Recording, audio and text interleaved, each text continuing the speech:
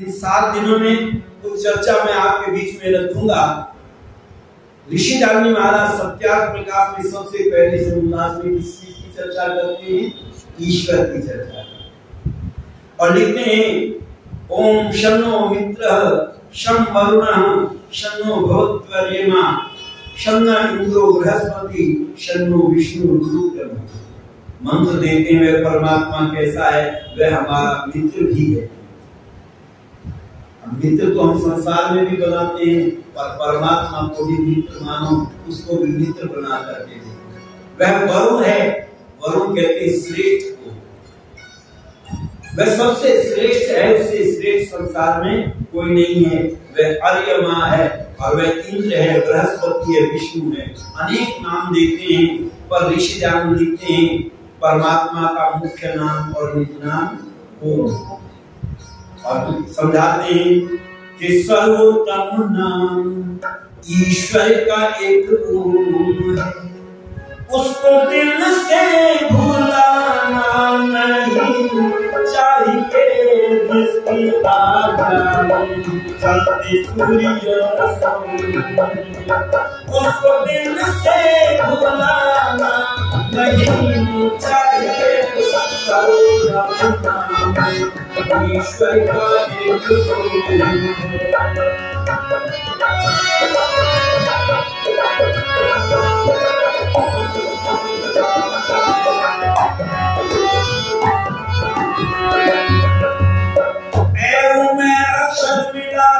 ओम के पाते हैं।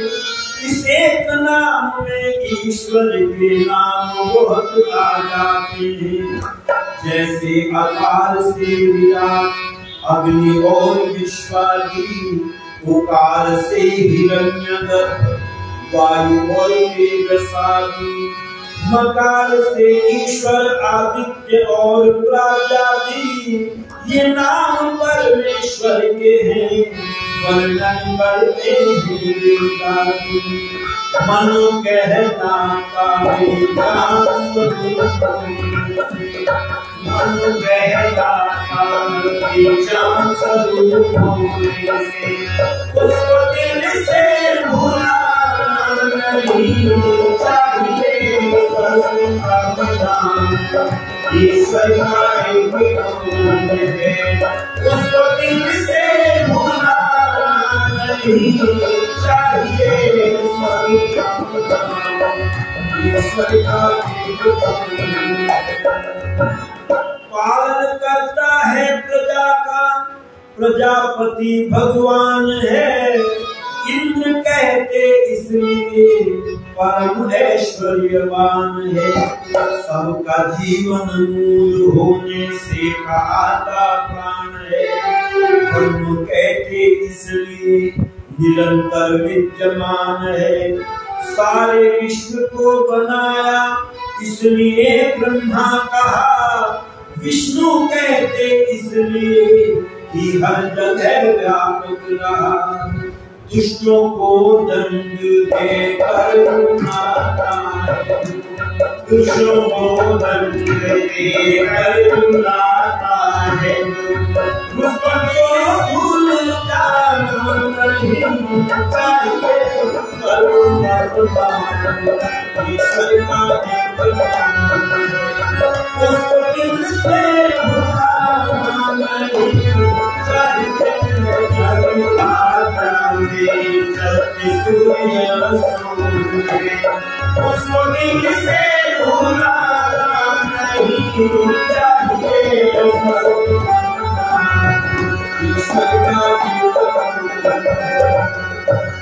शिव कहा इसलिए कि मंगल में कल्याण करता है। अक्षर इसलिए कि सर्वत्र व्याप्त नहीं मरता है। कहा स्वराट प्रकाश स्वरूप प्रकाश करता है। दिव्य कहते हैं कालाग्नि काल का भी काल प्रलय करता है। दिव्य कहते हैं प्रकृति आदि पदार्थों में व्याप्त होने से सुपूर्ण उत्तम पालन और पूर्ण कर्म होने से आत्मा अर्थात जिसका स्वरूप महान है, आत्मा अर्थात जिसका स्वरूप महान है, वर्तमान को भुलाना नहीं चाहिए, सर्वनाम ईश्वर का एक गुण है, उसके से भुलाना नहीं चाहिए, सर्वनाम ईश्वर का एक गुण है। ऋषि दान जी महाराज 100 नामों की चर्चा करते हैं और मैंने इस गीत में पूरे 100 नामों को क्रम से रखा है, पर क्योंकि विस्तार से चर्चा करनी है, ऋषि दान जी महाराज से प्रश्न किया, महाराज जो आपने नाम गिनाए हैं ये नाम तो अन्य पदार्थों के भी होते हैं, और बाकी में ऋषि दान जी लिखते हैं कुछ नाम ऐसे हैं जो परमात्मा के भी हैं और अन्य पदार्थों के भी हैं।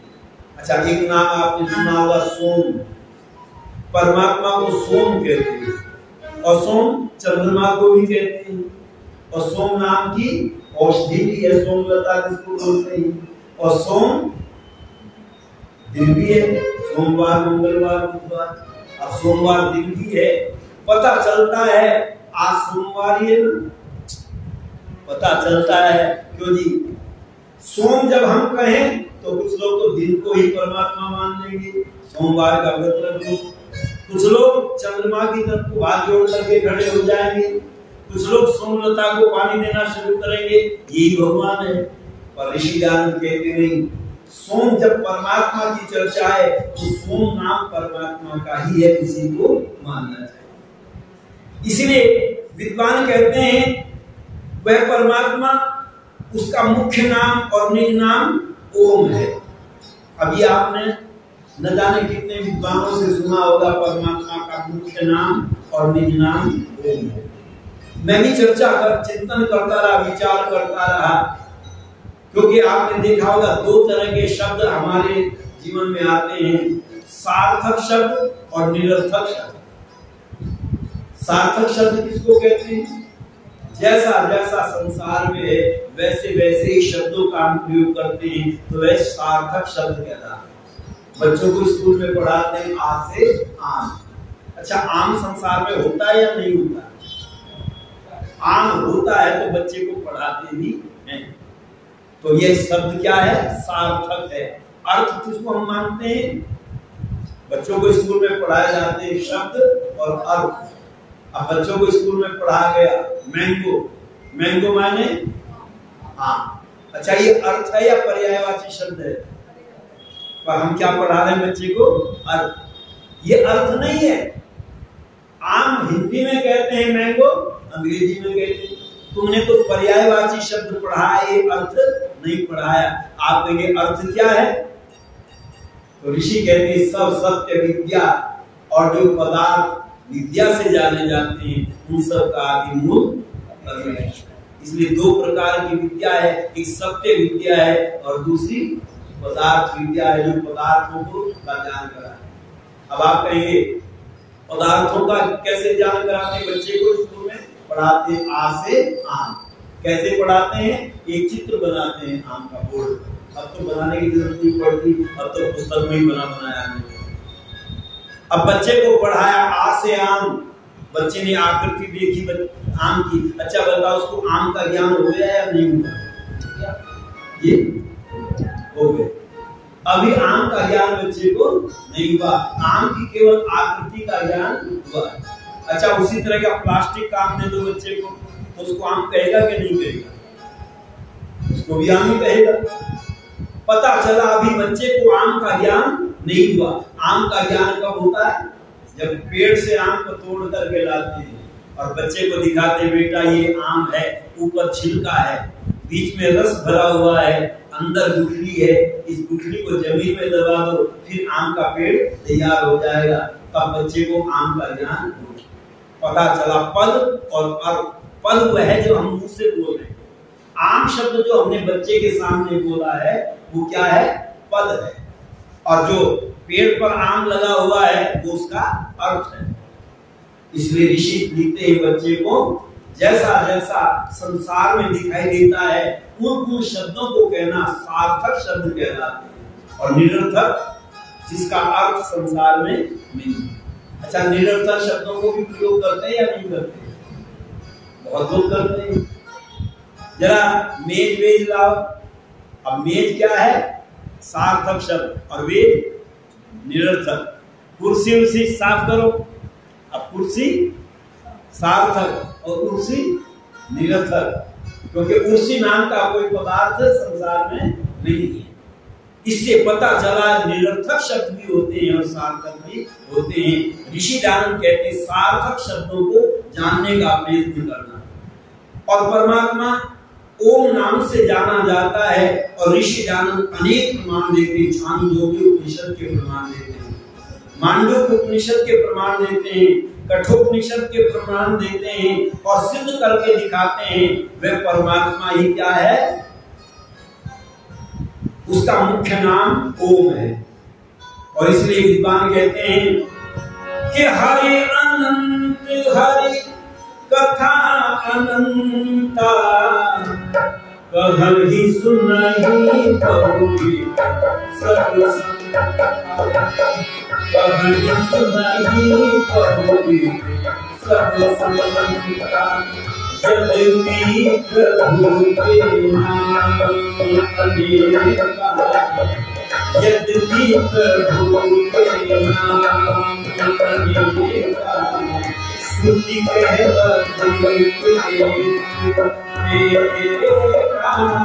श्रुति कहत।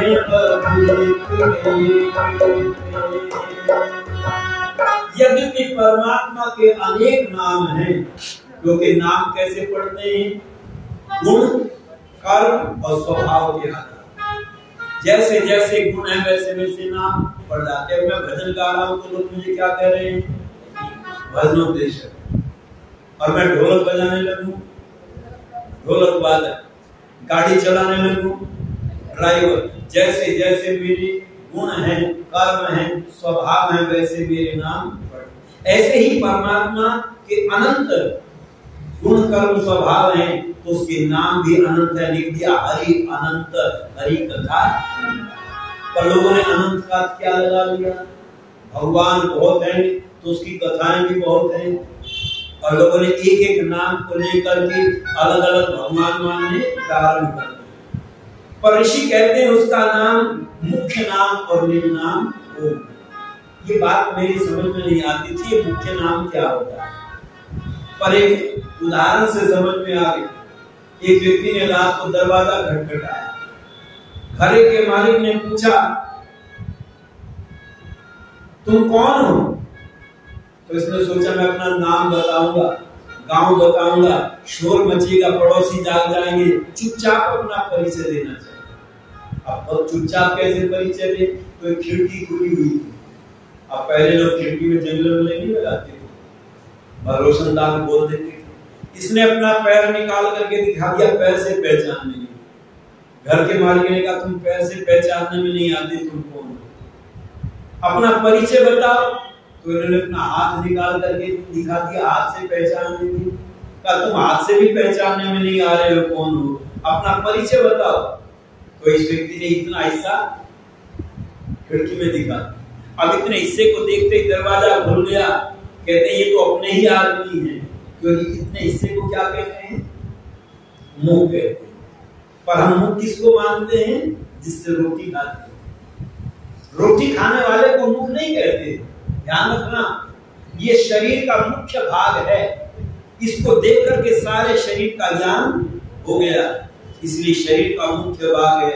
हाथ को देख करके ज्ञान नहीं हुआ, पैर को देख करके ज्ञान नहीं हुआ, केवल इतने हिस्से को देख करके ही। अच्छा, चोर आते हैं चोरी करने के लिए, हाथ पैर बांध करके लाते हैं या मुंह को बांध करके आते हैं? मुंह को ढक करके आते हैं। कोई पहचान नहीं, क्योंकि पहचान मुख से होती है, हाथ पैरों से। अच्छा, आपने देखा होगा कुछ व्यक्तियों के पैर कट जाता है तो वो जीवित रहता है या नहीं रहता? वो जीवित रहता। मैंने देखा एक व्यक्ति जिसके दोनों पैर कटे हुए थे, जीवित। एक व्यक्ति मैंने ऐसा भी देखा जिसके दोनों पैर भी कटी हुई थी और दोनों हाथ भी कटी हुई थी, वो भी जीवित था। पर अभी तक मुझे कोई ऐसा नहीं मिला जिसकी गर्दन कट गई हो और जीवित नहीं है। पता चला ये शरीर का मुख्य भाग है। पांचों ज्ञानेंद्रियां इसी हिस्से में परमात्मा ने दी हैं, इसलिए इसको ब्राह्मण कहा जाता है। और अगर कोई हथियार से सिर पर वार करे तो ज्यादा सजा होती है, या हाथ पर वार करे तो ज्यादा सजा होती है। सिर पर वार करने से इरादतन कत्ल माना जाता है, उसको ज्यादा दंड दिया जाता है। इससे पता चला ये शरीर का मुख्य भाग है।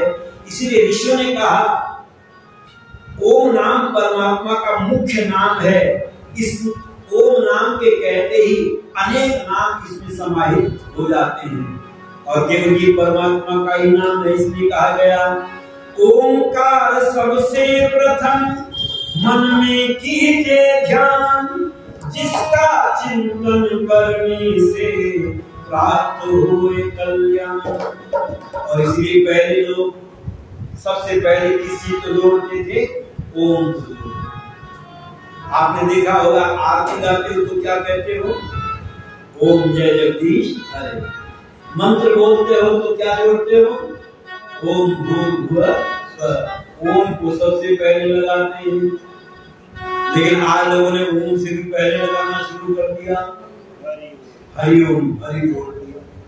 ऋषि जानन कहते हैं ओम से पहले और कोई स्मरण नहीं किया जाता। इसलिए ऋषि जानन को लिखते हैं विद्यालय में जब बच्चों को पाठ पढ़ाना प्रारंभ करें तो ओम से ही प्रारंभ करें और ओम से ही समापन करें। पर आजकल बच्चों को ओम से प्रारंभ कराया जाता है क्या स्कूल में? अगर ओम से प्रारंभ करें तो कुछ लोगों के पेट में दर्द होने लगेगा। ये सांप्रदायिकता फैलाई जा रही है। लोगों ने अच्छे काम को भी सांप्रदाय से जोड़ दिया। पर ध्यान रखना, ऋषि जानन हमें इससे आगे ले जाना चाहते थे। सत्य सत्य है, वो संप्रदाय के लोग, सभी संप्रदाय के लोग मानते। अच्छा बताओ, 2 और 2 4 हिंदू मानता है या नहीं मानता? मुसलमान उसे तो 2 और 2 5 मानने चाहिए, उसका संप्रदाय अलग है, पर वो भी 2 और 2 4 ही मानता है। ईसाई 2 और 2 4 ही मानते हैं। सिख 2 और 2 4 ही मानते हैं। पूरे विश्व में चले जाओ 2 और 2 4 ही मानते हैं। यहाँ तो नहीं पंथों को अलग अलग करते हैं। पता चला सत्य सत्य है। इसीलिए ऋषि जानन कहते हैं ओम नाम परमात्मा का मुख्य नाम है, निज नाम है। इस ओम नाम में अनेक नाम समाहित हो जाते हैं। इसलिए विद्वान कहते हैं ओम नाम जपना सुबह और शाम है, ओम नाम जपना सुबह और शाम है, यही मुख्य नाम है, यही मुख्य नाम है, यही मुख्य नाम है, यही मुख्य नाम है। ओम नाम जपना सुबह और शाम है, ओम नाम जपना सुबह और शाम है, यही मुख्य नाम है, यही मुख्य नाम है, यही मुख्य नाम है, यही मुख्य नाम है।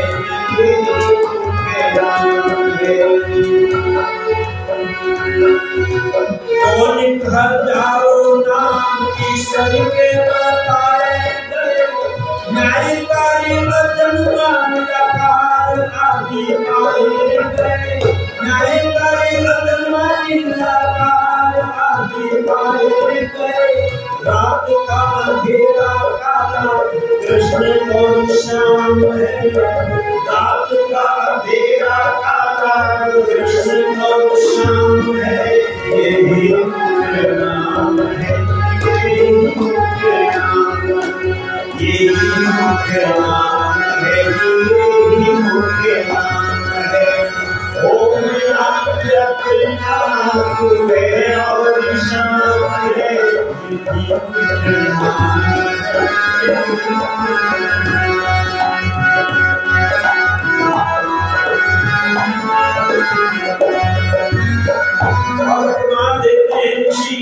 तस्य वाचक प्रणव, तस्य वाचक प्रणव ये लिखा है वेदांत में, तस्य वाचक प्रणव ये लिखा है वेदांत में, लेकिन ध्यान देता है चित्त में शांत में, लेकिन ध्यान देता है ये चित्त शांत में। शिष्य साथ बोल सके कैसा इंतजाम है, शिशु साथ बोल सके कैसा इंतजाम है। यही नाम है, यही नाम है, यही नाम है, यही नाम जपना है और शान है। यही नाम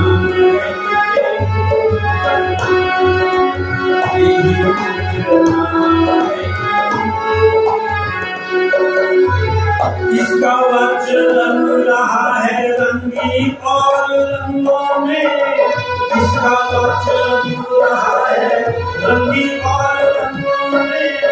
होती है पहचान इसकी आकर 8 रंगों में, होती है पहचान इसकी आकर 8 रंगों में।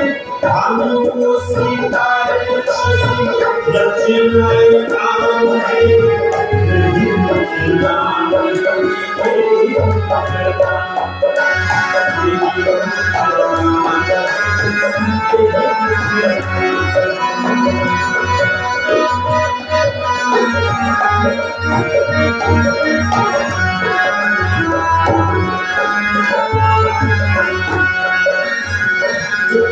हटाना है तो बस कौन जाप कर, अगर जाप करना है तो ओम का करे। और आप वाल्मीकि रामायण पढ़ना, उसमें मिलता है श्री राम क्या करते थे, प्रणव का जप करते थे,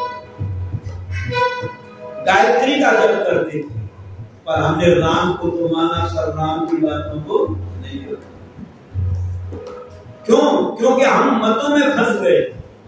अब आप देखें ना, जो मोहम्मद साहब को मानते हैं वो मोहम्मद साहब से बाद की दुनिया को मानते हैं या पहली को मानते हैं? बाद की। और जो ईसा मसीह को मानते हैं वो ईसा मसीह से बाद की दुनिया को मानते हैं या पहली को मानते हैं? जो श्री कृष्ण को मानते हैं वो श्री कृष्ण से पहली दुनिया को मानते हैं या बाद की को मानते हैं? बाद की को मानते हैं। और जो श्री राम को मानते हैं वो श्री राम से बाद की बात मानते हैं, पहली नहीं मानते। पर श्री राम किसका जप करते थे, दशरथ किसका जप करते थे, जरा सोच करके देखो। ये जिस दिन तुम विचार कर लोगे उस दिन वैदिक विद्या तक पहुंच जाओगे। ऋषि दानव ने इसके मत मतांतरों का प्रचार नहीं किया, उन्होंने आदि सृष्टि से लेकर के वेद का प्रचार किया। क्योंकि वेद को मानोगे तो जब से सृष्टि बनी है और जब तक चलेगी तब तक मानोगे, और उससे भी बाद की दुनिया को मानोगे। यथा पूर्वम कल्पयत, फिर ऐसे ही संसार बनेगा और फिर ये संसार चलेगा। इसलिए ऋषि दानव महाराज वेद का प्रमाण देते और किसी ग्रंथ का प्रमाण नहीं देते। तो मैंने कुछ चर्चा आपके बीच में रखी। पहले समुल्लास में स्वामी रामजी महाराज ईश्वर के बारे में चर्चा करते हैं और ईश्वर की चर्चा को विस्तार से आपके बीच में करते रहेंगे। अन्य समुल्लास में जो चर्चा है वो विस्तार से आपके बीच में रखी।